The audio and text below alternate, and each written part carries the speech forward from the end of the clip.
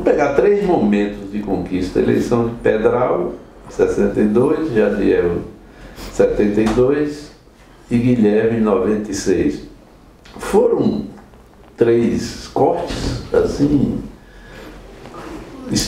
são a personalidade deles, são... Porque o Pedral eu não convivi, não sei, mas tanto o Jadiel como o Guilherme, do ponto de vista do trato, do jeito de ser, são bem atípicos, né? E, no entanto, foram 2 fenômenos eleitorais. Eu acho o seguinte, todos 3 têm uma característica, né? Que é a capacidade de ler o momento, entender aquele momento histórico, né? Todos 3. Guilherme demonstrou essa capacidade no momento em que o próprio PT não estava acreditando que pudesse ganhar a prefeitura, certo? Nós naquele tempo discutíamos, nós tínhamos um grupo pequeno chamado Pensar Conquista, e ele participou de várias reuniões, né? E ele percebia que tinha um espaço para ele, para o PT e tal, ele percebia isso. E depois começamos a analisar a coisa, né? Em conjunto, e aí o Hilton Cunha uma vez falou: não sei o que está havendo, vocês de fora dizem que o PT pode ganhar a eleição aqui em Conquista, tem condições pela crise aí desses grupos da política daqui. E dentro do PT, o pessoal diz que não tem. Diz que não tem. Mas Guilherme já tinha essa visão. Pedral teve isso muito claro em 58, perdeu. 62, recompôs a aliança, percebeu que não podia continuar com aquele discurso que era estabelecido aqui em Conquista e foi para diante, né? Foi para diante. Com Jadiel foi a mesma coisa.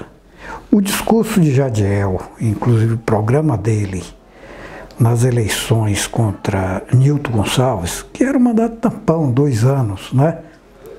Aquele discurso dele ia assim no essencial, que era uma questão, rapaz, tinha havido um milagre brasileiro, mas aquilo não teve nenhum impacto em Conquista. Conquista continuou ronceira, pobre, com desemprego, sem uma economia crescendo, sem nada, né?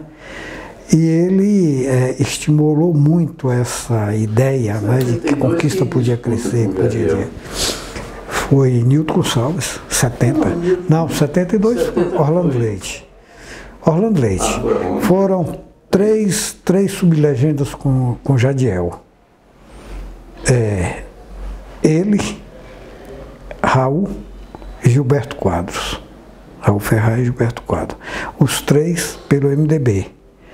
Orlando Leite e Fernando Espínola, salvo engano, certo? Pela Arena.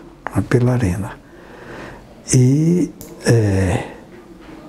eu sei que ele plantou ali uma semente, né, da ideia de organizar o crescimento de Conquista voltar a crescer, planejar, certo? E a ideia da necessidade do combate político, da esperança, tal.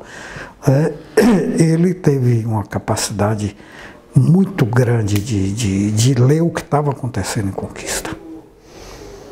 Ele tinha, para ele estava visível que as forças mais retrógradas de Conquista estavam em desvantagem. Ele percebeu isso. Né? Foi. A votação de Jadiel em 72, que pegava, acho que 2 ex-prefeitos, né? E ele suplantava a soma dos 2, assim, a população entendeu, né? Ganhou forma. Em todas as urnas. E um reflexo depois do que eu estou dizendo, né? Como ele entrou, não só os adultos tinham respeito, as crianças, Mas eu passava de carro, assim, assim, parecendo que contaminou de uma visão diferente a cidade. Aquele negócio dele que estava construindo a cidade para uma geração futura, né, para as crianças, né, tal, aquilo pegava muito. Aí você tem uma outra visão na época de Jadiel. A ditadura recuando, né, já com a dificuldade de discurso, né, já com a dificuldade de discurso. 71, crise do petróleo, né, 71, e começa, né, a se avizinhar uma crise maior, depois a inflação vai retomando, né? O MDB conseguiu o feito, você lembra que naquela eleição de 76 chegou a fazer um número incrível de senadores, né? Sim. Incrível, né? Então, é de 74. 74, Tava aquele crescimento, né? Se fez a maioria de 1/3, quando chegasse na de 2/3. Se fizesse a maioria, teria o Senado. E Jadiel veio trabalhando desde antes de 70, ele já vinha trabalhando, indo para o campo, não é? Conversando com pessoas, tal, não é? Ele construiu. Então, é uma realidade muito diferente você ter um PT que aparece como uma expressão social, naquele momento em que Jadiel era candidato, e uma divisão aqui das forças tradicionais e a crise, né, delas, né? A crise do carlismo foi também a crise do pedralismo aqui em Conquista. Elas se encontram, se confluem, porque eles se aliaram, né? Pois é. Eles se aliaram. Fico pensando, como é que pessoas como Pedral, Elkson, conseguem terminar melancolicamente, Josafá. Seriam 3, assim que eu me lembro. Mas aí ele, veja só, momentos diferentes de pessoas que expressaram um anseio, não é? Pedral, aquele anseio de tirar os Gusmão, tirar a política familiarista, embora ele fosse do tronco familiar, né, do Coronel Gugé, né? Mas ele conseguiu, né, os setores urbanos ligar a ele, os pequenos proprietários. Que em 62 perguntaram para o Palmeiras se ele ia ficar contra Jesus.